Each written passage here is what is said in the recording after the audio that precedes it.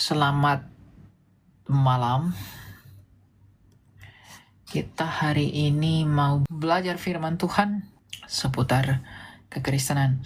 Jadi baik teman-teman dari Kristen, baik dari apapun kepercayaannya, baik Muslim, Kristen, Hindu, Buddha, aliran kepercayaan apapun itu, kalian kalau mau bertanya iman Kristen, kalian boleh bertanya apapun yang kalian ingin tahu tentang Kristen.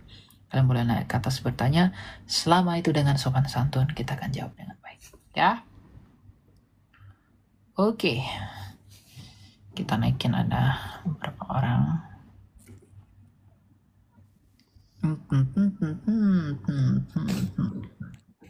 Ya, silakan Ido, selamat malam.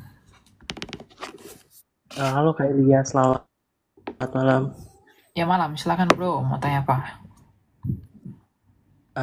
Sebelumnya saya Muslim ya Kak Elia. Oh kamu Muslim, oke, halo, silakan, tanya apa? Gak apa-apa ya? Oke. Gak apa-apa dong. Eh, ya, Ya, kemarin tuh kan saya sempat kan masuk roomnya Kak Agatha. Tapi kan kemarin tuh kan saya pengen nanya langsung aja the point aja sih. Saya pengen nanya, eh emang atas dasar apa sih kalian bisa yakin Yesus itu adalah Tuhan? Sedangkan di ajaran kami beda ya. Ajaran kami kan sedangkan Yesus itu tuh nabi. Saya itu kan dia cuma sekedar nabi. Tapi kok kalian bisa menuhankan dia? Aku tuh bingung gitu loh Kak. Sedangkan dia tuh manusia gitu loh. Yang bisa oke. ngerasain sakit atau kayak gini. Kayak gitu. Ya. Ya, mengapa kalian menuhankan Yesus? Kami tidak menuhankan Yesus, tetapi karena memang dia sendiri mengatakan dia Tuhan. Yohanes 13 ayat 13. Ya, ini ucapan Yesus loh. Nanti saya buktikan ketuhanan Yesus yang benar ya. Mengapa dia menyebut dirinya Tuhan? Yohanes 13 ayat 13. Kamu menyebut aku guru dan Tuhan, dan katamu itu tepat sebab memang akulah guru dan Tuhan. Dia memang mengakui dia adalah guru dan Tuhan. Lalu kita baca dalam Yohanes 8 ayat 23 dan 24. Apa pengakuan Yesus? Ya. Ini kata Yesus sendiri loh ya. Lalu Yesus berkata kepada mereka, kamu berasal dari bawah, aku dari atas. Kamu dari dunia ini, aku bukan dari dunia ini. Karena itu tadi aku berkata kepadamu bahwa kamu akan mati dalam dosamu. Sebab jikalau kamu tidak percaya bahwa akulah dia, kamu akan mati dalam dosamu. Jadi Yesus mengatakan, aku bukan dari dunia ini. Kalau seperti yang di dalam imanmu, brother, kamu mengatakan dia hanya manusia. Manusia mana yang bukan dari dunia ini? Manusia mana yang tidak dari dunia ini? Manusia mana yang bukan dari bawah? Tuhan Yesus ketika dia datang menjadi manusia, tetapi dia juga sedang berbicara dengan manusia yang lain. Tapi kepada manusia yang lain, dalam hal ini adalah muridnya, Yesus berkata apa? Kamu dari bawah, aku dari atas, kamu dari dunia ini, aku bukan dari dunia ini. Tidak cukup sampai di situ, Tuhan Yesus dalam Injil Yohanes bilang apa? Akulah kebangkitan dan hidup. Barang siapa yang percaya kepadaku, ia akan hidup walaupun ia sudah mati. Tapi kamu tahu nggak bagaimana caranya dia membuktikan ucapannya itu? Bagaimana cara Yesus membuktikan bahwa ia adalah kebangkitan dan hidup? Ia rela mati agar ia bisa bangkit dari kematian itu. Nah, pertanyaan saya, siapa yang telah bangkit dari mati di dalam sejarah dunia selain Yesus? Siapa yang telah hidup kembali? Siapa yang bisa melepaskan dirinya dari kematian selain Yesus Kristus? Ada banyak orang menuhankan orang, ada orang mengakui nabi dan lain segala macam. Tapi mereka sudah kalah pada satu hal, yaitu kematian. Sampai saat ini mereka masih di dalam tanah. Tetapi Yesus Kristus, kuburnya telah kosong. Yang Yesus lakukan itu adalah membuktikan bahwa dia adalah Allah yang hidup. Kematian itu tidak berkuasa atas dia. Jadi kami menuhankan Yesus selain daripada klaimnya Tuhan Yesus sendiri, tapi dia juga membuktikan bahwa dialah Tuhan sang pemilik hidup itu. Ada nggak yang lebih berharga dari hidup? Uang yang banyak, apa segala macam. Kamu bisa nggak menikmati sorga kalau kamu nggak hidup? Nggak mungkin kan? Jadi boro-boro kamu berpikir tentang surga, tapi kamu tidak berpikir tentang kematian. Jadi Kristus datang ke dunia ini, dia datang ke dunia ini untuk apa? Untuk mengalami kematian, yang dengan kematiannya itu, dia bisa mengalahkan kematian itu sendiri melalui kebangkitannya. Jadi ketika Tuhan Yesus bangkit, disaksikan 500 orang di dalam Kisah Rasul, Tuhan Yesus mau beritahu kepada dunia, lihatlah wahai dunia, kalian semua akan mati. Tapi lihatlah, aku telah hidup kembali. Jadi kalau kamu mau hidup kembali dan beroleh hidup yang kekal, percayalah hanya kepada aku, karena akulah satu-satunya yang telah bangkit dari mati dan tidak mati lagi. Makanya dalam Wahyu Tuhan Yesus bilang apa? Lihatlah, aku telah mati. Namun sekarang aku telah hidup untuk selama-lamanya. Kebangkitan Yesus itu bukan kamu. Oke, bentar. Kembali lagi tentang kakak, jawabannya sih masuk sih kak. Cuman kalau di sini sih setelah kan aku kan sambil baca sejarah juga kan. Kemarin kan Jumat tadi tuh kan aku ada dengar sedikit khotbah dari Ustadz kami di majelis ini.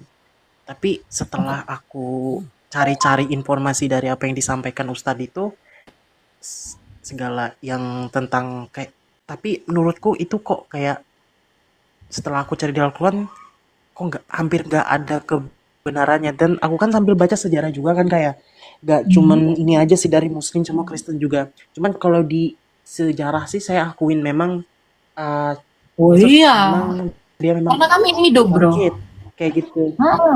Betul. Ya benar. Memang dia bang. Cuman di sini kan aku kan perlu cari kebenaran yang memang benar-benar benar gitu loh kak. Cari Tuhan yang memang benar gitu loh kak. Makanya saya Oke, pengen logikanya tahu begini. Logikanya begini, alasan Ido. saya sebentar. Makanya saya pengen tahu kenapa Tuhan harus mati gitu loh. Sedangkan dia tuh kan hadirat, kenapa dia harus mati gitu loh. Sedangkan ya gampang aja kalau dia mau mau tembus dosa manusia tanpa harus mati gitu loh. Oke, ya. Simpelnya begini, logikanya begini. Kalau kamu punya anak, ya. Lalu kamu punya anak, katakanlah kamu mau anakmu takut untuk disuntik. Lalu kamu bilang kepada anakmu, nggak apa-apa, percaya sama saya, sama papa. Percaya sama aku, kamu nggak akan kenapa-kenapa kok. Nah, lalu kamu memberi dirimu disuntik. Itu karena apa? Karena kamu ingin membuktikan bahwa nggak apa-apa kok kamu disuntik. Nah, Tuhan Yesus datang ke dunia ini mati untuk memberitahu kepada dunia, kamu nggak perlu takut lagi kepada kematian. Karena aku adalah Allah yang akan mengalahkan kematian. Kamu nggak perlu takut kematian lagi, wahai dunia. Kalau kamu percaya kepadaku, lihatlah, aku membuktikan aku Allah yang hidup. Aku berkuasa atas kematian. Nah, manusia itu nggak mau percaya begitu doang kan? Kalau nggak ada buktinya. Jadi bagaimana cara Allah itu membuktikan? Dia menjadi sama seperti kita. Kalau orang berkata, ngapain Tuhan menjadi manusia? Kenapa kamu membatasi Tuhan? Kalau Tuhan mau menjadi manusia, mengapa saya menghalangi dia? Kalau dia mau menjadi manusia, kenapa saya menghalangi dia menjadi manusia? Dan kalau kamu bilang, mengapa Tuhan itu harus mati? Yang pertama, untuk membuktikan bahwa dia adalah sang hidup. Yang kedua, di dalam iman Kristen, pengampunan dosa di dalam Ibrani 9 ayat 22. Sejak semula, Allah sudah mengatakan pengampunan dosa itu harus dengan penumpahan darah. Maka Tuhan Yesus harus datang ke dunia menjadi manusia untuk menumpahkan darahnya bagi pengampunan dosa orang-orang yang berdosa. Jadi seharusnya tuh darah saya yang tertumpah oleh karena dosa saya. Tapi ketika saya percaya kepada Yesus, maka Yesus menjadi korban yang sempurna bagi pengampunan dosa-dosa saya. Itu dilakukan oleh pihak Allah sendiri yang menjadi tanda kasihnya kepada saya. Keadilannya membuat saya harus mati karena dosa. Karena Tuhan ketika berkata kepada Adam, kalau kamu berdosa, kamu akan mati. Nah, ketika Adam dan Hawa itu berdosa dan seluruh keturunannya pun berdosa, maka pada akhirnya semuanya akan mati, nggak bisa bersatu dengan Allah. Karena Allah itu kudus, manusia itu kotor. Tetapi Allah itu nggak mau manusia mati. Maka bagaimana caranya menyelamatkannya? Jadi bagaimana kematian tetap terjadi, tetapi hidup manusia itu tidak sia-sia. Maka dia mengutus firman-Nya sendiri menjadi manusia yang suci, yang tidak berdosa, agar manusia yang mati ini menggantikan kematian orang yang percaya kepada Dia. Itulah kasih, pengorbanan. Karena kasih itu pengorbanan. Tuhan Yesus itu nggak berdosa loh sehingga dia disalib.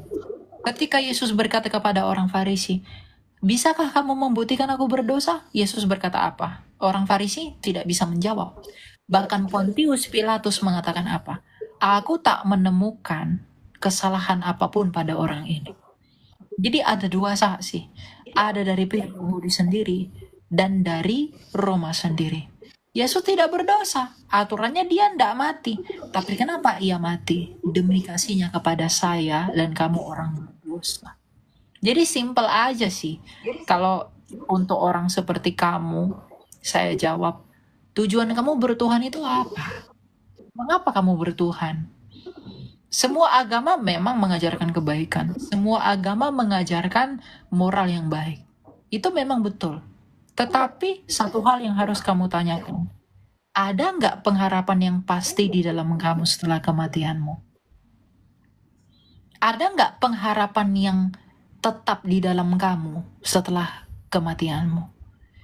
Saya nggak mau menggantungkan nyawa saya kepada yang belum pasti, mohon maaf aja.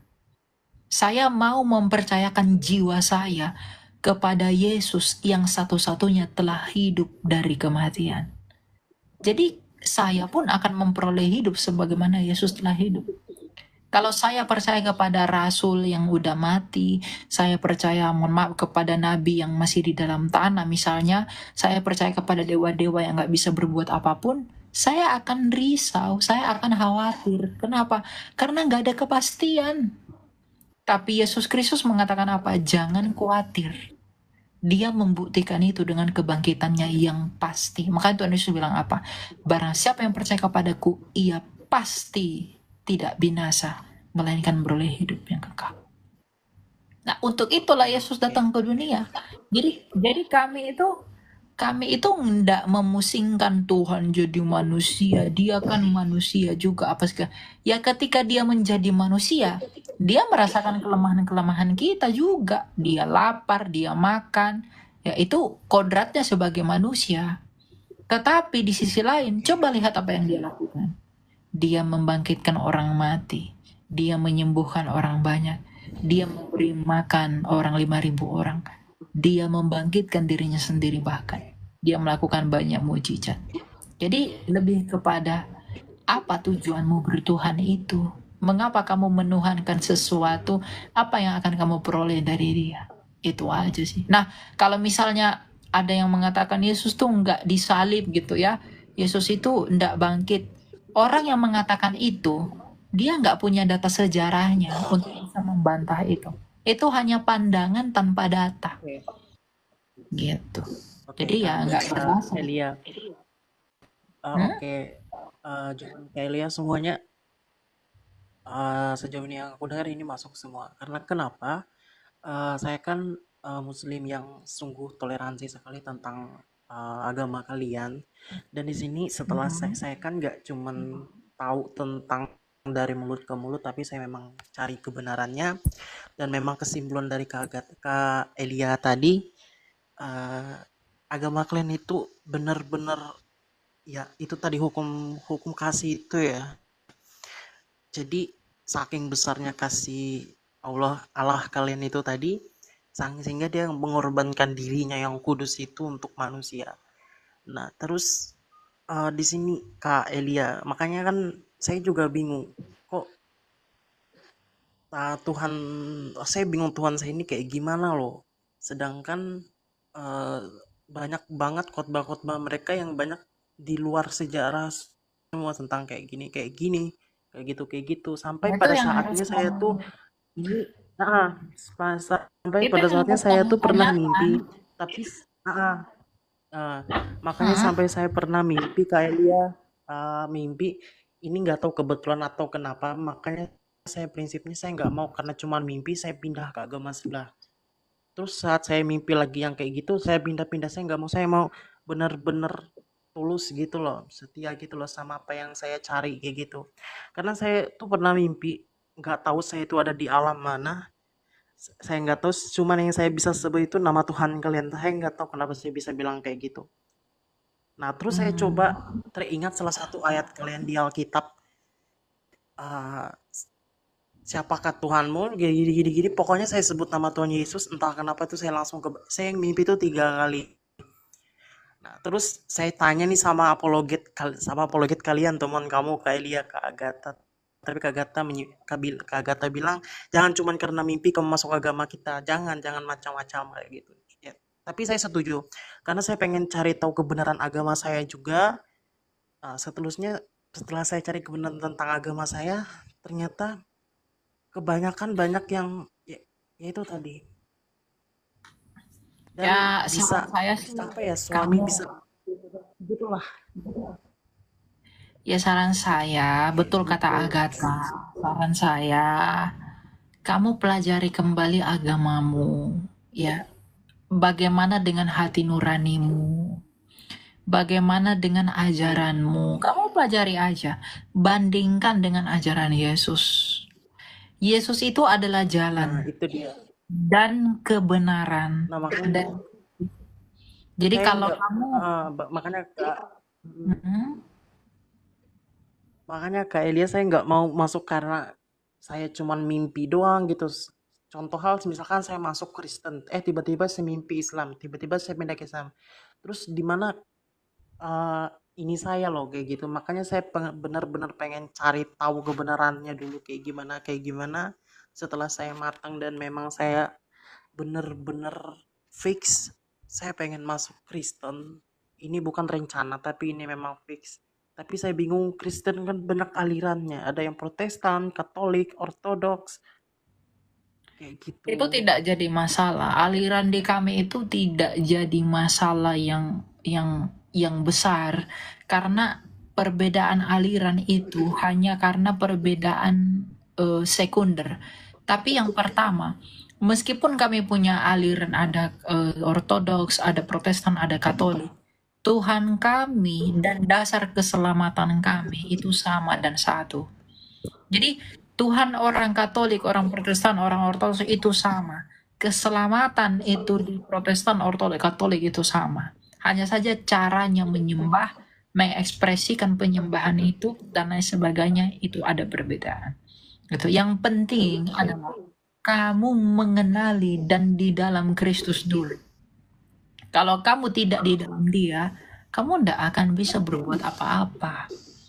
Karena itu tadi yang saya bilang tadi, kamu harus mencari Tuhan yang benar agar kamu bisa memperoleh hidup. Dan kamu ingin memperoleh hidup, datanglah kepada Dia yang telah hidup. Ngapain kamu mencari hidup kepada yang masih mati? Ngapain kamu mendambakan hidup dari Dia yang belum bisa berbuat apa-apa, yang bahkan dirinya sendiri pun masih didoakan, tidak bisa berbuat apa-apa untuk kita. Jadi saya mengatakan ini kepada kamu bukan atas nama toleransi, tapi saya mengatakan ini sama kamu atas nama kebenarannya Kristus. Mungkin sekarang kamu masih sukar mengerti, tapi kalau kamu cari tahu dengan rendah hati, kamu belajar terus dan lain sebagainya, kamu pasti mengerti. Yang penting kamu tulus, kamu di dalam doamu, kamu berdoa sama Tuhan. Tuhan yang benar, tunjukkanlah dirimu kepadaku dan tuntunlah aku kepadamu. Saya yakin kamu akan datang kepada Kristus. Kalau hatimu tulus ingin mencari Allah yang benar, kalau hatimu tulus ingin bersatu dengan Allah, Kak, kalau hatimu tulus. bahkan Kak, oke.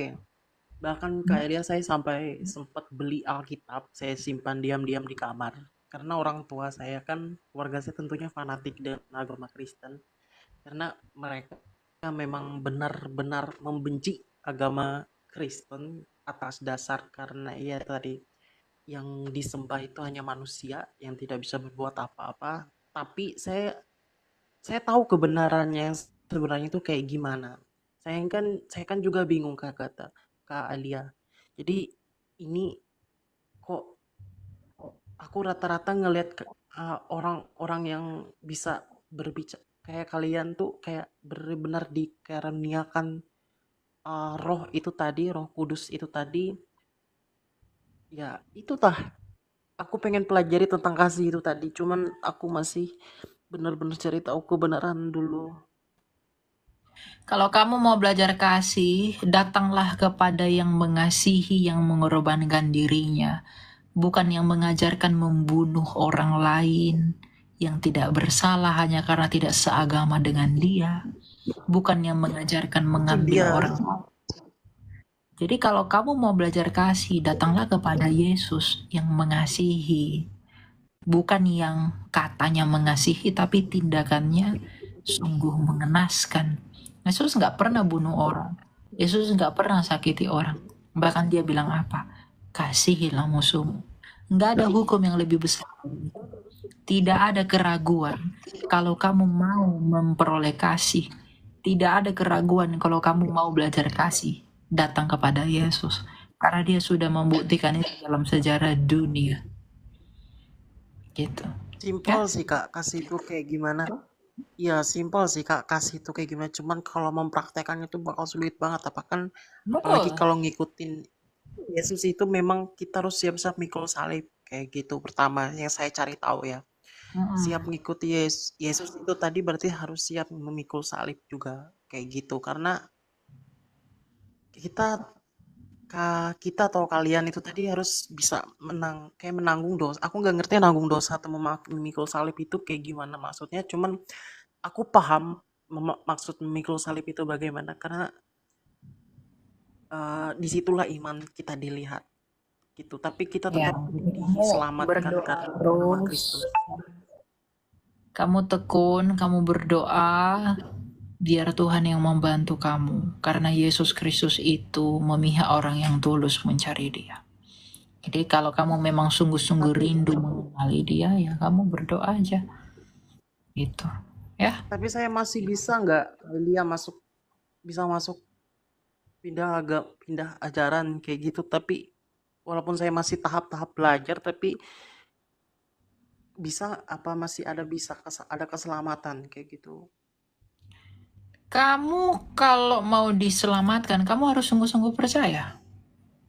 Kalau kamu masih suam-suam kuku, Tuhan Yesus bilang aku akan memuntahkan kamu. Jadi kamu harus hitam atau putih. Itu doang. Nggak ada abu-abu. Mengikuti Yesus tuh nggak ada abu-abu. Jadi memang setelah ikut Yesus, kamu akan dihadapkan dengan banyak penderitaan. Tapi nggak apa-apa. Demi hidup yang kekal, itulah yang harus kamu jalani dulu. Tapi tenang, kalau kamu udah tahan uji, ketahan uji itu datang dari ketekunan. Ketekunan itu datang dari penderitaan. Kalau kamu menderita lalu kamu tekun. Kalau kamu tekun, kamu tahan uji, Tuhan akan pulihkan kamu. Seperti Tuhan memulihkan aku. Itu Oke, aja sih. kembali ke masalah tulus atau benar-benar percaya. Tapi di sini sih kalau dibilang baik atau tulus sih saya sanggup. Cuman di sini coba Kakak Elia bayangin, kita di ajaran tapi kita bingung. Ini Tuhan kayak kita tuh masih ragu dengan ajaran kita sendiri. Tapi ragunya kenapa gitu loh. Setelah aku cari terus ternyata makin ke sini kok ini kok aneh gitu loh. Anehnya tuh dalam hal kayak setiap apa yang diajarkan ustadz ke kita itu kok kebanyakan kayak cerita narasi-narasi yang di luar Al-Quran semua kayak gitu loh. Kayak cerita 72 bidadari atau kayak gimana. Di surga emang masih ada hawa nafsu atau kayak gimana. Sedangkan aku bandingkan dengan surganya kalian ibarat kata sangat berbeda jauh kayak gitu. Tidak ada kemurniannya sama sekali. Sedangkan bisa di poligami atau bagaimana. Ini ajaran di Islam sebenarnya atau kayak gimana kayak gitu loh Kak Elia. Dan terus di sini saya bandingkan dengan ajaran kalian. Ternyata ajaran kalian itu memang berat, masuk Kristus itu harus bisa dengan tulus, harus sanggup percaya, karena kan yang dipikul itu adalah salib itu tadi. Nah, di situ aku benar-benar percaya dengan ajaran kalian, karena kenapa, disitulah hukum kasih pertama. Nah, makanya saya pengen belajar matang dulu Kristen kayak gimana, kayak gitu. Ya, Ya, kamu belajar kalau kamu punya sesuatu yang kamu mau tanya, ya kamu bisa tanya ke saya. Tapi saya yakin dan percaya, ajaranmu yang sekarang itu bukan ajaran yang tepat untukmu kalau kamu mau hidup. Itu aja. Masalah kamu mau memilih siapapun dan lain sebagainya itu tetap hakmu dan bagaimana Tuhan berperkara dengan kamu. Itu ya. iya. Soalnya Kak, paling takut namanya kematian itu tadi. Nah iya, betul. Itu. Iya, Semua jadi itu manusia kan, itu takut mati. iya, makanya tuh kalau di Kristen itu kan raga memang mati, tapi kita tuh kalian itu sudah dibangkitkan karena kasih dia, kayak kasih itu tadi. Makanya saya heran kok beda. Kami nggak takut mati karena Tuhan kami telah membuktikan Dia tidak di dalam kematian selama-lamanya. Itu. Itu Itu buat makanya kami. saya bingung kayak gitu loh Kak. Sedangkan kalau diajarin kita tuh walaupun kita baik sebaik mungkin tetap kita kena siksa kubur. Kok bisa kayak gitu loh aku bilang.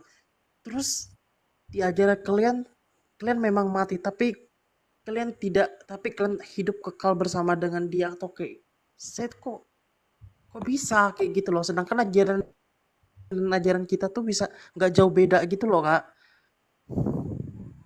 Kayak Iya, ya gitu. Dan makanya saya tuh saya bertanya, katakan kekristenan itu berbeda dengan ajaran dunia, ndak sama dengan ajaran dunia. Jadi ya, pokoknya intinya kamu mencari aja dengan tulus, kamu pasti bertemu dengan Kristus.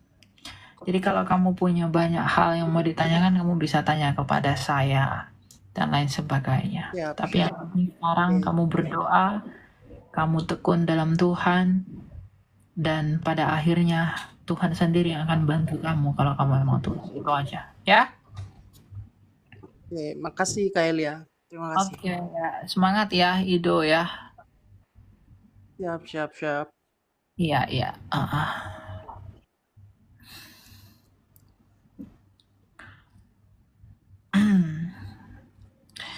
Jadi berharaplah sesuatu yang memiliki sesuatu itu kepada yang memiliki sesuatu itu. Silakan Wolf. Hai Kak, selamat malam. Ya malam, silakan. Kak mau tanya, kalau Yesus kan dia Maha Pengampun. Bagaimana dengan iblis, kalau dia mau bertobat apakah masih dimaafkan atau tidak? Cuma itu Kak. Masalahnya iblis itu nggak akan mau bertobat. Oh, Dia makhluk roh. oh, Ketika dia makhluk roh, ketika dia berdosa maka rohnya pun immortal. Jadi oh, apakah iblis bisa bertobat? Iblis nggak bisa bertobat, brother. Karena iblis itu sifat. oh. Gitu. Siap Kak Elia. Terima kasih. Ya. Oke, ya. Jadi iblis itu nggak bisa bertobat ya. Karena dosanya dosa kekal. Yang bisa bertobat itu manusia. Silakan Halim. Iya, selamat malam, Iya, Kak malam. Elia. Silakan Pak, mau tanya apa Pak? Iya, Kak. Saya ini ingin menanyakan, Kak. Iya. Apa itu? Lukas 23 ayat 32. Iya, Apa? saya sampai ke 43. Di situ ada 2 orang penjahat ya. Ada orang penjahat dihukum mati bersama dengan dia, yaitu Yesus. Yang saya tanyakan, Kak, kenapa kedua orang itu dicap penjahat, sementara Yesus itu dicap bukan bukan penjahat. Kalau kita baca di situ kan hukuman. Salib itu adalah bentuk hukuman bagi para penjahat gitu. Ya, Iya, terus kalau Yesus itu didoktrin sebagai penyaliban Yesus adalah sebuah penebusan dosa, maka kedua orang ini menebus dosa siapa, Kak? Silakan. masalahnya masalahnya Yesus berdosa nggak? Iya, Lalu kalau di kitab Kakak, Yesus tidak berdosa, tapi tolong betul, tunjukkan bahwa di sini, Kak, ya saya yang bacakan. di sebelah Yesus itu berdosa nggak dua? Iya, Oke, jadi entar dulu, Kak. Di sini cuman dicap penjahat, tapi tolong Kakak tunjukkan kejahatan apa yang dilakukan kedua orang ini. kita nggak perlu menunjukkan itu. Kita lihat pengakuan orang berdua ini aja. Kita lihat ayat yang ke 41. Tetapi yang seorang menegur dia, katanya, tidakkah engkau takut juga tidak kepada Allah, sedang engkau menerima hukuman yang sama? Kita memang selayaknya dihukum, sebab kita menerima balasan yang setimpal dengan perbuatan kita. Tetapi orang ini, Yesus, tidak berbuat sesuatu yang salah. Jadi orang yang tersalib ini, yang dua orang di sebelah Yesus, itu mengaku Yesus tidak bersalah. Jadi dia bilang ke temannya yang di sebelah kiri, kenapa kamu mengejek dia yang di tengah, mengapa kamu mengejek Yesus yang tersalib itu? Kita berdua tersalib, itu memang layak karena kita berbuat sesuatu yang jahat. Tapi dia yang di tengah-tengah ini, dia nggak berbuat salah loh. Nah, penebus manusia dari dosa hanyalah orang yang tidak bersalah. Masalahnya, yang dua itu mengaku sendiri bahwa mereka bersalah. Karena Oke. dosa, bentar dulu, dosa adalah hutang di hadapan Allah. Jadi orang yang bisa melunasi hutang hanyalah orang yang tidak punya hutang. Nah, kedua orang yang di sebelah kanan kiri Yesus mengakui bahwa mereka berdosa, artinya mereka berhutang. Maka mereka tidak bisa membayar utang orang lain sedangkan mereka sendiri berhutang. Nah, Yesus menurut kesaksian dua orang ini, dia tidak berbuat salah loh. Tapi dia, yang artinya dia tidak punya dosa, maka dia tidak punya hutang. Tapi dia tetap mati untuk membayarkan hutang-hutang mereka yang berdosa itu. Jadi mengapa yang dua ini tidak disebut Mesias? Mengapa yang dua ini tidak disebut juru selamat? Selain daripada mereka memang berdosa dan layak menerima itu, tapi yang berikutnya, mereka ini tidak menggenapi nubuatan para nabi. Yang dimaksudkan oleh Yesaya itu, Yesaya bilang apa? Nanti Mesias itu akan diletakkan di antara dua orang penjahat dalam Yesaya 53. Yang diletakkan di antara dua orang penjahat siapa? Yesus kan? Kalau di sebelah kiri dan kanan, enggak di tengah dong. Sedangkan Yesaya bilang apa? Hamba Tuhan yang menderita itu, 750 tahun ke depan, hamba Tuhan yang akan datang itu, Mesias yang akan datang itu, akan menderita di antara dua orang penjahat. Yesus di tengah-tengah, bukan kanan dan kiri. Jadi kenapa bukan di kanan dan kiri? Karena bukan mereka yang dimaksud Yesaya. Yang Yesaya bilang yang di tengah-tengah loh manusia, bukan yang di kanan kiri. Itu yang kedua. Yang berikutnya, Mika mengatakan dia lahirnya kandang domba. Yang di kanan kiri lahirnya di mana? Ada yang tahu, bukan di kandang domba. Lalu Allah kepada Adam dan Hawa bilang apa? Nanti Mesias itu yang akan datang itu keturunan perempuan. Nah, yang keturunan perempuan siapa? Tanpa perkawinan laki-laki dan perempuan. Yesus kan, yang di tengah-tengah. Lalu yang paling uniknya Daud dalam Mazmur 22. 1000 tahun sebelum penyaliban Daud bilang apa? Nanti Mesias yang akan datang itu, ketika tangan dan kakinya tersalib, dia akan berseru, Eli, Eli lama sabachthani. Yang berseru Eli, Eli lama sabachthani Yesus atau salah satu di antara kedua orang ini kanan kiri? Hanya Yesus kan. Jadi ya memang dialah Mesias itu. Selain memang daripada ia yang dijanjikan, tapi dia juga yang tidak berhutang. Bukan menurut pengakuan Yesus sendiri loh, tapi menurut kedua orang ini yang tersalib. Karena dia mengakui di Lukas 23 ayat 40 dan 41 tadi. Gitu ya. Tanggapi sedikit boleh, Kak? Oke, begini, Kak. Di sini tertulis ya, Kak ya. Makanya saya sangat penasaran gitu. Kenapa cuman Yesus yang didoktrin sebagai penebus dosa manusia gitu, sedangkan Tadi dua kan orang saya tidak udah gitu. jawab. Iya, iya, yang Karena ntar dulu, Kak. memang yang Ntar dulu, Kak. pertama, kamu belajar mendengar. Iya, iya, Kak, iya, Yang Kak. Ini, pertama, karena memang dia yang menggenapi nubuatan para nabi, lalu yang berikutnya hanya dia yang tidak berdosa. iya. Begini, Kak. Kalau saya baca di sini, malah justru kejahatan Yesus inilah kejahatan yang sangat apa namanya besar kepada orang Romawi. Karena apa? Dia adalah mengaku sebagai raja orang Yahudi. Maka disinilah kejahatan yang terbesar. Makanya dia dianggap penjahat. Kenapa orang Kristen itu mendoktrin penjahat sebagai menebus dosa, Kak? Kalau di sini saya baca, jika kamu orang Yahudi, inilah raja orang Yahudi. Kalau dibaca di ayat sampai ayat 43, Kak ya. 23, 32 sampai 43 itu ya. Jadi yang serius di sini adalah dia mengaku orang raja Yahudi sampai dia dimahkotai duri di kepalanya begitu.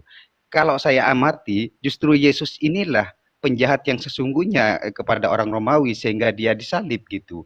Kenapa didoktrin menebus dosa sementara duanya tidak menebus dosa? Terus saya amati ya, tidak ada di dalam Alkitab bahwa orang yang dituduh kamu bersalah, makanya dengan perbuatanmu. Saya baca semua Alkitab, tidak ada kesalahan. Di mana kesalahan dua orang ini sebagai penjahat? Kok ditulis di situ sebagai penjahat? Begitu. Ya, silakan saudara. Ya kan mereka mengakui mereka berdosa. Kita layak dihukum menerima ini semua, tapi dia tidak. Kan penjahat itu yang ngakui sendiri. Lalu kalau kamu bilang bahwa Yesus ketika mengaku sebagai raja orang Yahudi, kemudian dia menjadi berdosa di situ. Yesus itu disalib karena ketidaksukaan oleh orang Yahudi, maka dia digiring kepada orang Roma. Lagi pula yang mengelu-elukan Yesus sebagai raja bukan dirinya sendiri. Ketika Minggu Palma, ketika dia naik keledai, siapa yang berseru, Hosana bagi anak Daud, diberkatilah dia dalam nama Tuhan, inilah raja kita. Dalam Markus 11. Itu siapa? Orang Yahudi sendiri kan? Yang mengakui dia sebagai raja, sehingga dielu-elukan dengan daun palma ketika dia melewati gerbang Yerusalem, mau masuk ke Yerusalem. Jadi enggak Yesus yang ngaku-ngaku, orang yang mengangkat dia sebagai raja. Bahkan ketika orang ingin membuat dia sebagai Mesias pada waktu itu, seperti Mesias yang diinginkan oleh Israel, Tuhan Yesus menghilang begitu aja. Karena dia memang bukan Mesias seperti yang dianggap di dunia. Dia Mesias itu untuk penebus manusia dari dosa. Jadi konsepnya, Yesus penebus manusia dari dosa. Penebus itu harus tidak punya dosa. Itu siapa? Yesus. Atas bukti siapa? Orang yang tersalib aja mengakui dia nggak punya dosa. Gitu. Lalu bagaimana mungkin yang di sebelah? Lalu mengapa kami tidak menganggap yang keduanya ini tidak Mesias? Ya mereka bukan Mesias kok. Mereka tidak menggenapi satu nubuatan pun. Dan kemudian mereka punya dosa. Yesaya bilang apa? Nanti Mesias kita tuh tidak berdosa dalam Yesaya 53. Siapa yang nggak berdosa? Hanya Yesus. Itu pun bukan pengakuannya sendiri. Orang Yahudi nggak bisa membuktikan. Pengadilan Roma Pontius Pilatus juga bilang apa? Aku tak menemukan kesalahan apapun pada orang ini. Kalau kamu bilang, menurut saya Yesus adalah penjahat terbesar, itu menurutmu. Menurut Pontius Pilatus, dia tidak bersalah. Tapi karena Ini menurut tuntutan politik, menurut tulisan ini, Kak. Bukan menurut saya. enggak. Saya enggak Menurut butuh tulisan ini, tafsiranmu. Saya enggak butuh iya. tafsiranmu. Pada masa itu, pengadilan Roma pun mengatakan, tak ada kesalahan pada orang ini, lalu kamu siapa? Pontius Pilatus nggak bisa membuktikan dia berdosa. Tetapi Justru karena pengadilan Romawi ini yang memutuskan Yesus adalah penjahat, Kak. di mana dalilnya dia Ya penjahat? di sini. Di mana? Ayat yang mana? Coba. Iya, di sini, Kak, ya. Dan Ayat ada yang juga keberapa? digiring 2 orang lain. Ya ayat ini sampai ayat Ayat yang 23 keberapa? sampai 32 sampai ayat 443 di situ. Coba baca. Kalau kita dan ada juga digiring 2 orang lain yaitu 2 penjahat untuk dihukum mati Itu nggak bersama-sama nyambung. dengan Sekarang dia. tunjukkan Entar kepada dulu. saya. Iya. Coba tunjukkan Kalau kepada saya di mana orang-orang itu menganggap Yesus bersalah. Coba tunjukkan ayatnya. Saya loh, punya di ayat. sini kan sudah jelas, Kak. Saya punya ayat dalam Lukas 23 ayat 15. Herodes bilang apa? Sesungguhnya tidak ada suatu apapun yang dilakukannya yang setimpal dengan hukuman mati. Herodes bilang begitu loh. Ya setimpal lah, Kak. Setimpal. Kalau mengaku dia sebagai pemberontak.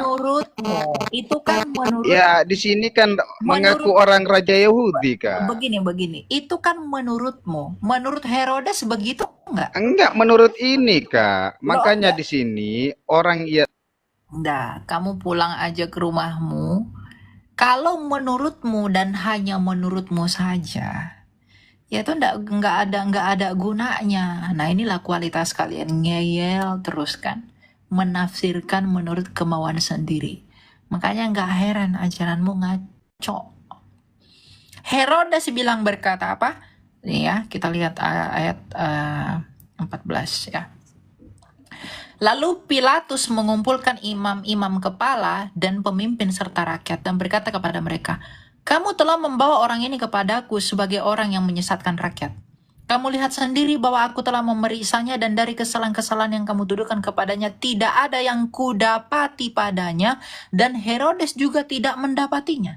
Sebab ia mengirimkan dia kembali kepada kami. Sesungguhnya tidak ada suatu apapun yang dilakukannya yang setimpal dengan hukuman mati. Itu pengakuan Pilatus, pengakuan Herodes yang mengatakan Yesus tidak bersalah. Lalu kamu bilang apa? Dia bersalah. Emang kamu siapa? Pengadilan Roma aja nggak bisa membuktikan dia bersalah. Tapi karena politik pada masa itu, untuk mencegah perpecahan orang Yahudi, maka Pilatus mengikuti keinginan mahkamah agamanya Sanhedrin orang Yahudi untuk menyalibkan Yesus. Gitu loh. Jadi kalau kamu mendapatkan pendapatmu tanpa data, ya gitulah ya Pak ya, miris. Kekristenan tuh kaya dengan data. Kalau hanya asumsi doang mah ya dongeng juga bisa Pak. Tapi masalahnya kekristenan bukan dongeng. Kekristenan itu fakta sejarah. Tuh ya. Silakan Regar.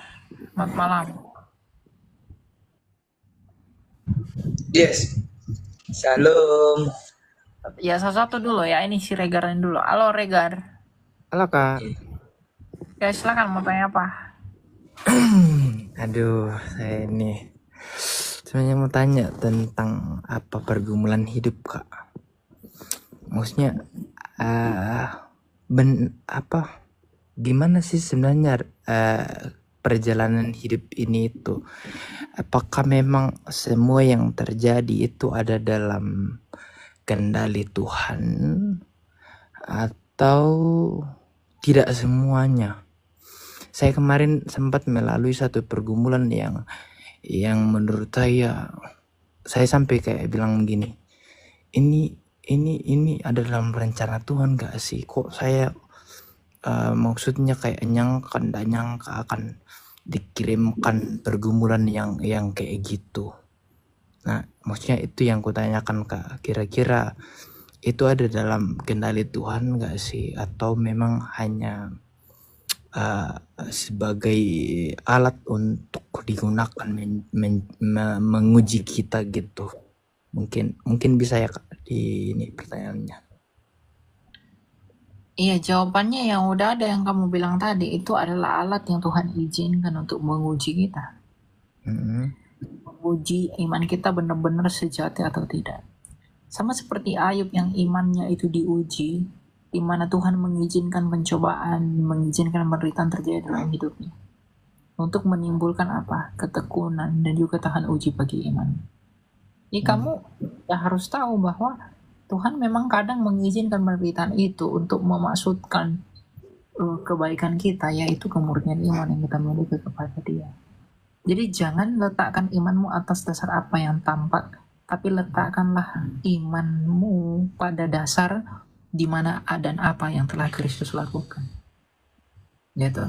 Jadi jikalau kamu marah karena sesuatu, jikalau kamu galau karena pasanganmu, jikalau kamu kecewa karena kamu belum berhasil, atau kamu malas-malasan karena kamu belum melihat tanda, kamu marah-marah, kamu emosi karena hidupmu berantakan dan lain sebagainya, dan lain-lain lah begitu.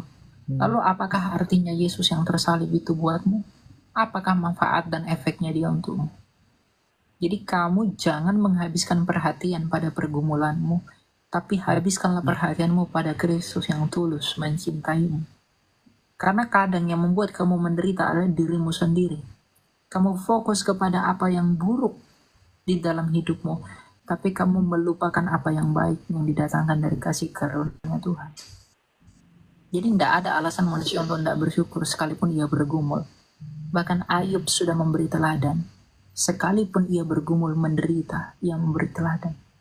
Jauh lebih tinggi daripada itu, Kristus Yesus sendiri yang adalah pemilik semesta ini, ketika datang ke dunia menjadi manusia, ia juga menderita oleh karena dosa kita. Tapi apakah ia bersungut-sungut kepada Bapaknya?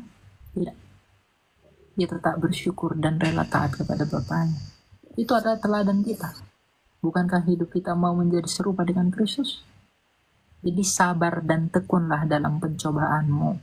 Sabar dan tekunlah di dalam ujian iman. Karena ada hal yang lebih besar menanti daripada itu. Makanya Rasul Paulus dalam 1 Korintus dia berkata apa? Pencobaan-pencobaan yang kita alami saat ini itu tidak sebanding dengan kemuliaan yang akan dinyatakan kelak kepada kita. Jadi kamu harus tetap positif thinking sama Allah. Kamu harus tetap berpengharapan sama Allah dalam iman. Jangan banding dengan pergumulanmu. Kalaupun kamu menderita, kamu bergumul, kamu layak memperoleh itu karena kamu berdosa.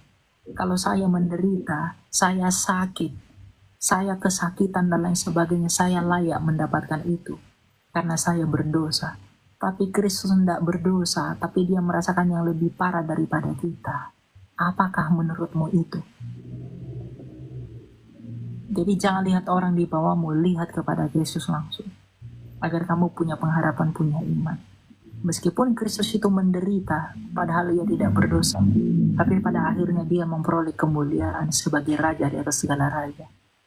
Milikilah iman atas dasar hal itu, bukan yang lain-lain. Ya? Keren Kak, terima kasih Kak. Oke. Silakan selamat malam. Selamat malam, Kak.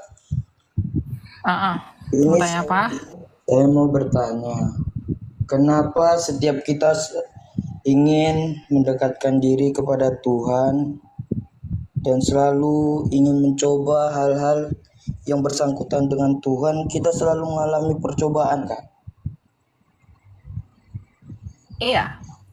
Manusia pasti mengalami pencobaan untuk memurnikan imannya. Tidak apa-apa. Kalau kamu mau punya emas yang murni, kamu membakarnya nggak dalam api.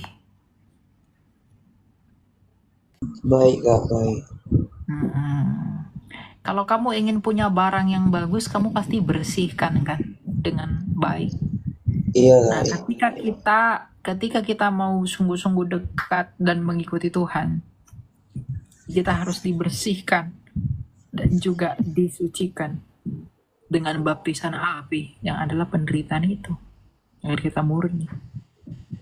Gak apa-apa, kamu harus berbahagia sekalipun kamu menderita, karena itu cara Tuhan untuk memurnikan kamu. Berbahagialah di dalam Tuhan. Ya, Baik. Ya, terima kasih Kak.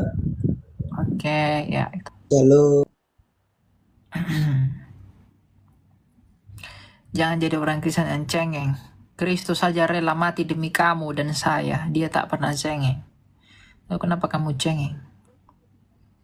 Ya, tidak ada alasan bagi orang Kristen yang mengaku Kristen untuk tidak bersyukur kepada Allah. Itu poinnya.